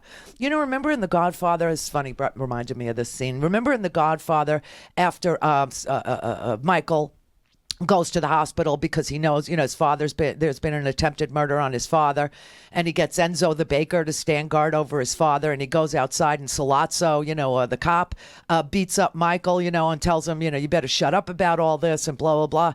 And Michael calls Tom Hayden, right? And he says, you know, just got beat up by a cop. You know, we got somebody at the papers, don't we? Don't we have a friendly reporter? I mean, I think a reporter would like a story like this, that a cop beat me up. You know, I think a reporter would like a story like that. And Tom assures him, yeah, we got somebody in the press. We got somebody in the press who could fix it for you. That's what Sean Hannity is. He's the fixer in the media. Michael Cohen is the fixer on the women and, pursuing Trump Tower, Russia deals, you know, things like that, you know. And obviously, Julian Assange is the person who was contacted in order to be plausible deniability between Russian hackers, 13 indictments of Russian hackers and Russian, individuals. I think Mueller knows who paid them. But let's just start with why Stormy was there yesterday. She wanted to witness the actual fall of all these people who have tormented her. Oh, by the way, today she dealt with a sketch artist, and she had this world-renowned sketch artist draw a picture of the guy she said Michael Cohen dispatched to that parking lot in her. Remember, she was going for a workout class. In the parking lot, she was she was approached by a thug who said, looked in the car and saw her little infant daughter in 2011 after she, had given an interview to In Touch magazine. And Trump, calls Michael Cohen, and Michael Cohen calls somebody in L.A. to go scare her. And this guy walks up to the car and says to her, oh, it's a beautiful baby you got there. It would be a shame if something happened to our mother. Leave Donald Trump alone. And so Stormy Daniels sat down with a sketch artist and came up with a sketch of the guy who she remembers as being the guy. Now look at that. I mean, if you're watching on video, it's as if Tom Brady and John Bon Jovi had a love child. I mean, that is one hot man. Look at that. So I'm thinking, like, John Bon Jovi needs to say where he was, and Tom Brady needs to say where he was, that, and their love child, that of course, is. But she actually created, she went to this artist, and, this is a world-renowned sketch artist who has, devoted her life to sitting with victims to draw the person that they don't have a photo of, or that they, remember, but can't prove, So now there's a $100,000 reward issued by Stormy Daniels and Michael Avenatti for the identification of that individual. But she's not giving up. She's not giving up, and neither is Avenatti. Last night, at the end of all of this, as we start to kind of look forward, right? You said last night you made two predictions. One prediction was Michael Cohen's going to get indicted in the next 90 days, and the other is that Michael Cohen's going to roll in the president. Please explain the reasoning behind both of those predictions. Well, I think this investigation has taken on an enormous amount of momentum. I think the amount of information that was obtained is significant. From what I've heard, from what I've seen, there's no question that Michael Cohen's going to be charged. It's only a question of when, and I think it's going to happen within the next 90 days. Based on my experience in white-collar criminal investigations and prosecutions, the likelihood of him not rolling over is very, very slim. I can't imagine he's going to go to trial or potentially face 10, 15, 20, 25 years in a federal penitentiary for anybody, let alone a guy, Donald Trump, who left him behind when he went to Washington, D.C. I mean, don't forget that Michael Cohen was supposedly his right-hand fixer, et cetera, and when Donald Trump was finally elected, he blew Michael Cohen off. Michael Cohen wanted to work on the campaign. He was stiff-armed. He wanted to go to Washington, D.C. He was stiff-armed because Trump didn't think he was good enough to be in Washington. And so how many times are you stiff-armed before you say, as they say in Italian, basta, enough? You think Michael Cohen's wife is going to advise him to take a 20-year bullet for the president? Now, if the president is floating pardons to Michael Cohen, which I know some of the more deep thinkers in this audience are saying, yeah, but, that would be obstruction of justice. And I'm sure a case will be brought in New York State, which will be beyond the pardon power of the president. So that said, get that out of your head for a brief moment. Let me show you why it was so important. Well, here's the context in which Hannity's name was brought up, and then we'll start connecting dots for you, okay? You got to understand the context in which this came up. Last Friday, the judge asked for the names of the clients for which they were seeking to protect documents based on the attorney-client privilege. Documents, okay? That's a critical issue, because what this means to me is that the reason why Sean Hannity's name was disclosed yesterday is because there are documents relating to whatever legal advice Michael Cohen gave Sean Hannity, and they're seeking to protect those documents under the attorney-client privilege. There are documents between Michael Cohen and Sean Hannity. Documents. What documents could there be? Well, there could be emails saying, hey, let's pin this all on Seth Rich, because if this kid, now, for those of you who need a little memory recollection, Seth Rich was a kid who worked at the Democratic National Committee in Washington, D.C., a building I've been to. We broadcast out of there. It's just a little nondescript building. Anyway, Seth Rich was a kid who worked there. And one night, Seth Rich was, in his apartment, decided he wanted to go to the convenience store to get something. And he was the victim of a botched robbery. And he was shot and he was killed.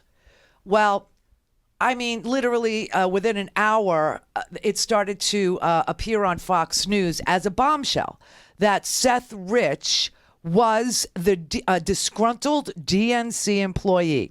The reason why Seth Rich, according to Fox, was disgruntled was because he was a Bernie guy. And when Hillary got the nomination, he was so peeved. He was so angry. He was so upset that he is the source of the DNC email leaks. And the reason why that was important to Fox is because if they could say Seth Rich was the source of the DNC leaked emails, then there was no Russian hacking. Okay? Of course, the intelligence community would disagree with all of that, but it did not stop Fox News from breathlessly reporting this. Another Fox News alert, a huge bombshell in the murder of this DNC staffer. An investigator now says Seth Rich was in contact with WikiLeaks before he was murdered. So if that is true, and we don't know yet, looks like Russia didn't give it to WikiLeaks. Right. Well, it was Seth Rich, perhaps. You see what I mean there, okay? And this was a lie. And it's such a lie that guess who else has a civil case? Seth Rich's parents have a civil case in court, active now. And so does Seth Rich's brother Aaron have a case active in court now. Because they trashed this kid and they said Hillary Clinton had their son killed. Here's Newt Gingrich on Fox News on Seth Rich. At the same time, we have this very strange story now of this young man who worked for the Democratic National Committee who apparently was assassinated at 4 in the morning, having given WikiLeaks something like 53,000 emails and 17,000 attachments. Nobody's investigating that. Yeah. And what does that tell you about what was going on? Because it turns out it wasn't the Russians. It was this young guy who I suspect was disgusted by the corruption of the Democratic National Committee. He's been killed, and apparently nothing serious has been done to investigate his murder. So I'd like to see how Mueller is going to define what his assignment is. And if it's only narrowly Trump, the country will not learn what it needs to learn about foreign involvement in American politics. All right, so they brought in Newt Gingrich. Here's Hannity on his radio show. This issue is so big now that the entire Russia collusion narrative is hanging by a thread. If, in fact, take Seth out of it, there was a whistleblower within the DNC, a truth teller, that actually was the source for WikiLeaks and not Russia. working with the Trump campaign? These are questions that I have a moral obligation to ask. All right, then. And here is Sean Hannity interviewing a person named Rod Wheeler, who is also suing, saying that his reporting was distorted by Fox News, by Sean Hannity, in order to help make the case about Seth Rich. Every time I talk with the police department, though, Sean, every time I talk to the police department about the WikiLeaks or the emails, it's automatically shut down. That discussion is automatically shut down. Well, so we don't know for sure if the FBI or if the D.C. police have any access to these forensics, these emails? Right. We don't know. We actually have a statement from the FBI telling us to contact the D.C. police. The D.C. police says contact the FBI. Now, which is it? If this is just a murder investigation, first of all, why would the FBI be involved? The only reason the FBI would be involved, just so that the viewers understand, is if this has some degree of national exposure, meaning because maybe it is related to the DNC, and we don't know that. So Rod Wheeler was roped into this. Now he's suing Fox News, too. All right, let me play you an interview that Sean Hannity did with Julian Assange. And you'll see the origin of the Seth Rich story here. Julian Assange, Sean Hannity is able to get in to see Julian Assange. And they're looking for some cover for Julian Assange. And they're looking for some cover for Russia. Because obviously, we now know that a Russian GRU agent, the Russian intelligence outfit, GRU, had an agent named Guccifer 2.0 who was negotiating with Julian Assange on Twitter and to give the hacked documents to Julian Assange. Julian Assange wants to deny that he got hacked material from Russia. And so he starts floating, well, I think it was this DNC staffer. I think it was a disgruntled DNC staffer who was killed by Hillary Clinton. Now, he's not going to say it right, like that. But you can see where the conspiracy begins. And Sean Hannity is not only open to it, but Sean Hannity will tweet about it constantly and put it on his show constantly that Seth Rich was the source for the DNC emails. Can you say to the American people unequivocally that you did not get this information about the DNC, John Podesta's emails? Can you tell the American people 1,000% you did not get it from Russia or anybody associated with Russia? We can say, we have said repeatedly over the last 2 months that our source is not the Russian government and it is not a state party. There was one report in the Daily Mail that suggested somebody that you are friendly with actually was handed the documents at American University in a wooded area by a disgruntled Democrat who felt betrayed because the revelation showed that Bernie Sanders had been betrayed and they didn't like the corruption of the Clinton Foundation. Can you confirm or deny that? Is that story true? Well, that statement came from Craig Murray. He friend of yours? Friend of mine. He's been here several times. But WikiLeaks is a source protection organization. We are famous for never having exposed one of our sources over 10 years. That's why sources trust us and they come to us.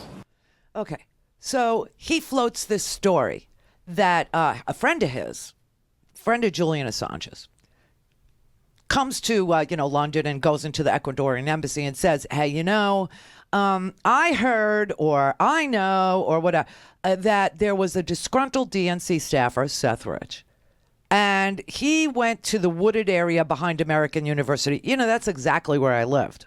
That's exactly where I live. Ward Circle. That's right in front of American University. And the park there is called Rock Creek Park. And it's beautiful.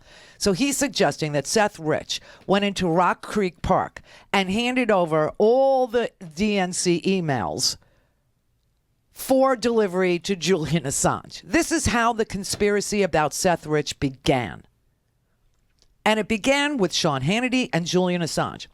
Then Julian Assange is going to float another cover story. This one at the behest of covering for Roger Stone's, sorry, little drapery ass. And he's going to suggest perhaps it was my old friend Randy Credico. But Julian, right? This is insanity, okay? This is just, all they're doing is covering their ass. There was some report that you might have talked to somebody who was not associated with the campaign, Roger Stone. No, that's false. I think where this Roger Stone claim is coming from is there's a radio guy on WBAI. That's Randy. Which is a mutual friend who wanted to come and see me to see if I would set up a radio show on WBAI, but he didn't. He did come to London, but he didn't meet with me. Poor Randy. Poor Randy. Randy was in London to see Barry Crimmins, who has just recently passed away. And he decided that he would go to the Ecuadorian embassy and see if he could get in to see Julian Assange, to get Julian Assange to come on his radio show on WBAI. He lost that job, by the way. But so they're just floating ideas about people that they can pin this all on. But here you see that Hannity was always in touch with Assange. Assange got the DNC hacks from the GRU, the Russian intelligence agent, Guccifer 2.0. Roger Stone was also in touch with Guccifer 2.0. So Assange begins to float this Seth Rich conspiracy story. Maybe Randy Credico could be used as cover for everyone. Cover for the Russian agent Guccifer, cover for Roger Stone, cover for WikiLeaks and Julian Assange. And Hannity will be the vessel through which all this fake news will be disseminated. And not to disappoint, that's exactly what Hannity does. All of this culminates on the computers, on the emails, this is why Sean Hannity's saying, well, I didn't hire Michael Cohen in the traditional sense, but I did seek some legal advice from him. Yeah, because after the Seth Rich conspiracy blew up in Fox News' face, Sean Hannity was rejected by Fox News. They put out a statement saying they don't stand by any of his reporting on this. None of it's been proven to be true. And they are retracting the story that was reported by their reporters, Zimmerman and another reporter, and that Hannity's on his own on this. And instantly, a boycott of Hannity's advertisers begins because they are blaming a murder victim for what the Russian government did. And Hannity goes to Michael Cohen, or has already been to Michael Cohen, to coordinate all this. And he says, now what, Michael? Now I'm going to lose my job because of you. Now I'm going to lose my job because my advertisers are pulling out. Okay, and this is exactly what Gabriel Sherman heard that Michael Cohen was used for by Sean Hannity, that Sean Hannity went to Michael Cohen to help him with the advertiser boycott. Remarkable development, although not entirely surprising when you actually connect the dots. You know, this is a very fast-moving story, so I'm going to be doing a lot more reporting. But what I have heard so far is that at some point last year, Sean Hannity hired Michael Cohen to help defend him against left-wing groups that were calling for boycotts sort of in the wake of Bill O'Reilly's ouster from Fox News under pressure from advertisers and left-wing groups. My sources said Hannity got very, quote, paranoid and hired Cohen and perhaps other lawyers and or private investigators to look into these groups that were calling for boycotts and trying to get Hannity off the air. Now, this could be very interesting because oftentimes private investigators are hired by law firms because it allows attorney-client privilege to be maintained. So there is a scenario in which if they've seized Michael Cohen's documents, inadvertently we might be able to learn to what degree did Sean Hannity try to go after his enemies with shady tactics like private investigators. So Gabriel Sherman, who writes for Vanity Fair, is a very fine reporter, is reporting that he's hearing that Sean Hannity contacted Michael Cohen to stave off an advertiser boycott that was being coordinated, by left-wing groups. I'm going to guess, Move On and Media Matters and others who, are responsible for spreading, information about advertisers you could boycott if you are angry about, Bill O'Reilly, or if you're angry about, Sean Hannity. Now, Gabriel Sherman is saying this has more to do with Bill O'Reilly's sexual harassment, and Sean got paranoid, so that's why he reached out to Michael Cohen. I'm going to layer on top of that reporting my opinion that once he was in touch with Michael Cohen on the issue of advertiser boycotts, after the Seth Rich story backfired on Sean Hannity in a very dramatic way, advertiser boycotts began again. And so Michael Cohen was called to give help on those advertiser boycotts, which were a direct result of the Seth Rich conspiracy propaganda that Sean Hannity developed with Michael Cohen, with Julian Assange, with Roger Stone. Here's Sean Hannity talking to Roger Stone and Julian Assange. I might be the only person in America that has actually interviewed Julian Assange 5 times. And I did go to the Ecuadorian embassy. Mm-hmm. Some people like him, some people don't like him. That's irrelevant. We know he's the one that put the emails in play. He put them out. He revealed these emails to the world. The question that I think we've got to ask ourselves, if Robert Mueller, if his mandate, which is now expanded even into the UAE and well beyond what his original mandate is, but if his mandate is to discover Trump-Russia collusion, where these emails came from, did they come from Russia, don't you think the first guy you might want to ask or try and get information from would be the guy that the one person on earth that knows where that came from? Whether you like Julian or don't like Julian, that would be Julian Assange. I can't say with certainty anybody else on the face of this earth would know 100%, but he would. Well, when I said on MSNBC tonight that I did not believe that Julian Assange was a Russian agent, and I did not believe that WikiLeaks is a Russian asset, I think he's an honest journalist, and no one has questioned the authenticity or the accuracy of any of the material that WikiLeaks has released. 11 years. So their whole premise is 11 years. Their whole false premise. 11 years, they've never gotten a thing wrong. That's a far better track record than the 3 major networks, MSNBC, CNN, The Washington Post, and The New York Times. Not once that I have ever seen did they get it wrong. That's exactly right. And this entire narrative is based on a false premise from our politicized intelligence agencies that Julian Assange is a Russian agent. I don't believe anybody's ever said Julian Assange is a Russian agent. I think what is being said is that Julian Assange received the DNC hacked material from a Russian agent. They are very careful, these liars are. But obviously, Roger Stone is somebody that Sean Hannity protects. Obviously, Julian Assange is somebody Sean Hannity protects. Obviously, Michael Cohen is somebody that Sean Hannity protects. Okay, here's Sean Hannity protecting Michael Cohen. When the story first comes out that Michael Cohen has, been named in the dossier as being somebody who traveled to Prague. Now, of course, Michael Cohen immediately goes to Sean Hannity and sits down with Sean Hannity to deny that he's ever been to Prague. Okay, I think it's 17, right? Mm-hmm. As far as BuzzFeed, which is a failing pile of garbage, writing it, I think they're going to suffer the consequences. They already are. And as far as CNN going out of their way to build it up, and by the way, we just found out I was coming down, Michael Cohen. Michael Cohen is a very talented lawyer. He's a good lawyer in my firm. It was just reported that it wasn't this Michael Cohen they were talking about.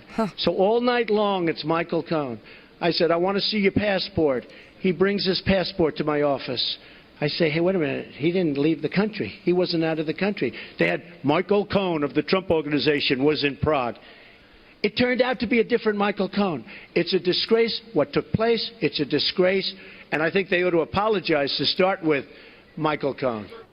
And earlier today, I spoke with Michael Cohen all about this, and he said this. And joining us now, Executive Vice President and Special Counsel to Donald Trump, Michael Cohen is with us. How are you, sir? Sean, how are you? Oh, no, wait a minute. Am I allowed to look at this? Is the I don't want to joke about it because it's serious in your life, but it's very serious. This is the passport. Life. Yes, it is. Okay. You're watching this unfold. I got a text from a friend of mine. Are you watching CNN? They're going insane. And then this whole thing unfolds. You're dragged into it all through the night last night. And you're a private guy. We're friends, but I know you. This is not comfortable for you. It's not comfortable, but I'm okay with it personally because it benefits Mr. Trump, and I will do anything to protect Mr. Trump, the family, now Vice President-elect Pence, as well as the campaign. So I'm okay with it personally. The problem is that it affected my family, it affected my wife, my in-laws, my children, and that's not okay. And I believe CNN and BuzzFeed and others owe them a serious apology. You know, there's an old expression, where do you go to get your reputation back? That's Ray, what was his name? Ray Donovan in the Reagan administration. You know where you have to go? So Michael Cohen goes to Sean Hannity the day that BuzzFeed publishes the entire dossier. Now, CNN was very careful not to mention any of the salacious parts of the dossier. They wouldn't print it, but BuzzFeed did. And obviously part of the dossier, not just the salacious part, but there was another story in the dossier that Michael Cohen had traveled to Prague in the Czech Republic. Checkmate, everybody. If Michael Cohen did go to the Czech Republic, that is checkmate. That in the dossier, Christopher Steele has a report about Michael Cohen traveling to Prague to pay the Russian hackers on behalf of his client, Donald Trump. And so Michael Cohen runs to Sean Hannity the day the dossier is published. They hold up his passport. They don't open his passport. The president says he calls Michael Cohen. He makes Michael Cohen come and show him his passport. But, nobody ever produces, any of the pages of the passport where a stamp that he left the country would be evident in the summer of 2016, okay? Nobody produces any of those pages. But now this ties right back to what we started explaining all this to you for. And that was Friday's McClatchy bombshell written by Peter Stone and his partner in reporting, Greg Gordon. And again, I'm going to read you the first paragraph of that report that came out on Friday that set Donald Trump into such a tiz that he was threatening to put people in jail, including James Comey, okay? He just couldn't help himself. He's threatening to jail American citizens. The president of the United States is. This is why. This is the first sentence in Peter Stone's report for McClatchy. The Justice Department Special Counsel, that's Bob Mueller, has evidence that Donald Trump's personal lawyer and confidant, Michael Cohen, secretly made a late summer trip to Prague during the 2016 presidential campaign, according to two sources familiar with the matter. It goes on. Confirmation of the trip would lend credence to a retired British spy's report that Cohen strategized there with powerful Kremlin figures about Russian meddling in the U.S. election. It would also be one of the most significant developments thus far in Special Counsel Robert Mueller's investigation of whether the Trump campaign and the Kremlin worked together to help Trump win the White House, undercutting Trump's repeated pronouncements that there is no evidence of collusion. No evidence of collusion. There's no collusion here. You're the colluder. That story on Friday was so freaking pivotal and important because if I have no reason to doubt McClatchy would correct it if they got it wrong. You would see a correction. You would see, our earlier reporting was in error. Sean Hannity will never do that. But obviously, this is the interest that Mueller has had in Michael Cohen for a long time, separate and apart from the taxi medallions or the paying off of Stormy Daniels. But Stormy Daniels and Michael Avenatti, I think they've connected the dots. I think they know how deep Michael Cohen's connection to the Trump Tower Moscow project, to the Kremlin, to the trip to Prague. I think they know the can of worms that they opened, and that's why they were there yesterday, to watch Michael Cohen walk into the trap that they set in a civil case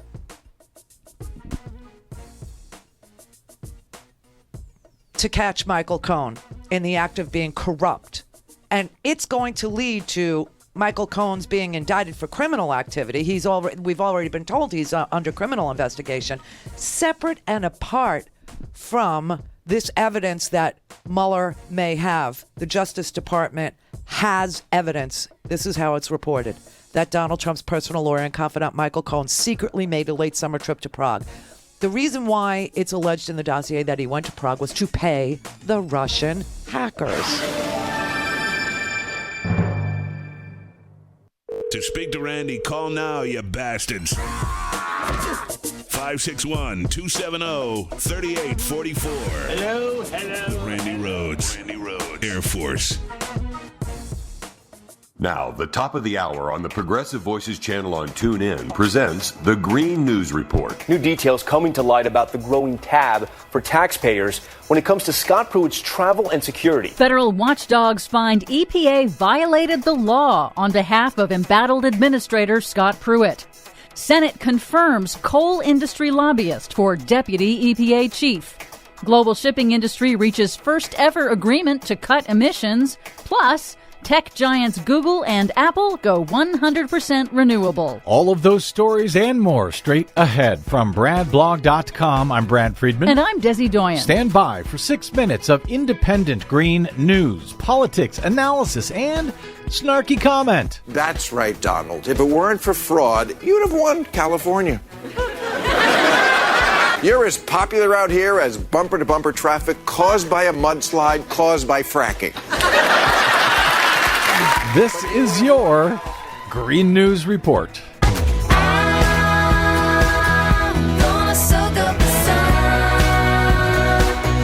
Okay, Desi Doyen, Scott Pruitt has still not quit? No. Not been fired? No, not yet. What the heck? Not yet, at least. New troubles for embattled Environmental Protection Agency Administrator Scott Pruitt, who is now the subject of multiple investigations for his questionable ethics decisions and his spending on security and travel. Questionable. That's a nice way to put it. 2 federal watchdogs on Monday reported that Pruitt's EPA broke federal law. The first report from the Government Accountability Office said the EPA violated the law when it spent $43,000 to build a special personal soundproof phone booth inside Pruitt's office without first notifying Congress, as is required for such large expenditures. Well, he was going to notify them, but nobody could hear him from inside that soundproof booth. In the second report, the EPA Inspector General, in the midst of an ongoing investigation, announced that the agency illegally twisted federal law to grant outsized pay raises to Pruitt's political appointees.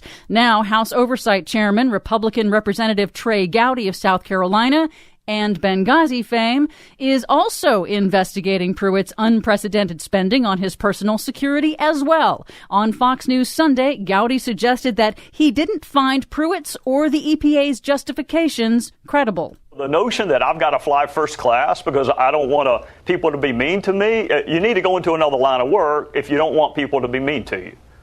Like maybe a monk, where you don't come in contact with anyone.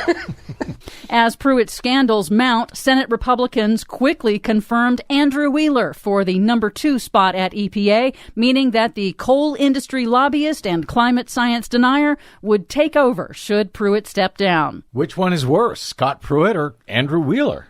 That's a good question. The Intercept reports that last year Wheeler hosted fundraisers for 2 of the Senate Republicans on the EPA's Oversight Committee. 3 Democrats supported Wheeler's confirmation: Coal State Senators Heidi Heitkamp of North Dakota, West Virginia's Joe Manchin, and Joe Donnelly of Indiana. All are up for re-election in the November midterm elections. Thanks, guys. Good job. But there is some good news. The global shipping industry has finally agreed to cut its emissions and reduce its contribution to global warming. The shipping industry had been exempted from the United Nations Paris Climate Agreement targets. Now, the United Nations International Maritime Organization over the weekend approved the world's first broad agreement on phasing out greenhouse gas emissions from ocean shipping, with a target of reducing emissions 50% by 2050 and phasing out emissions entirely as soon as possible this century. That is a big deal and means major changes are coming to how cargo ships are built, fueled, and operated. Good news if you're planning a trip to one of your national parks this summer. Interior Department officials had backed off a proposal to double entrance fees to some national parks after a blistering public backlash, but instead, the Interior Department has announced an across-the-board increase of just $5 per car, and only at parks that charge an entrance fee. That sounds reasonable. Finally, tech giants Google and Apple have both announced that all of their operations are now 100% powered by renewable energy. That includes all of Apple's retail stores, data centers, and corporate offices in 43 countries, including China and India. Both companies say they're now working on getting all of their suppliers and contractors to also move to 100% renewable energy. Analysts say Google's and Apple's push succeeded in acting as a catalyst that spurred their local utilities and regulators to develop utility-scale solar and wind projects. So both Google and Apple, their corporate offices, use 100% renewables. Right. So why aren't all of the other big corporations doing this? Apparently Google and Apple can afford to do it. It can't be that expensive, can it? I don't think so, but, that's an excellent question. They keep saying, it's going to put us out of business if we do the right thing. Well, at least on this point, Google and Apple seem to be doing the right thing. Good for them. For much more on all of these stories and the ones we couldn't get to today, please check out our website at greennews.bradblog.com. Don't forget you can download our reports anytime via Stitcher, TuneIn, or iTunes. Find us, follow us, and share us worldwide, if you please, on the Facebooks and the Twitters at Green News Report. I'm Brad Friedman. And I'm Desi Doyen. And this has been your Green News Report. RandiRhodes.com for the whole thing and a podcast. Buy a stinking podcast.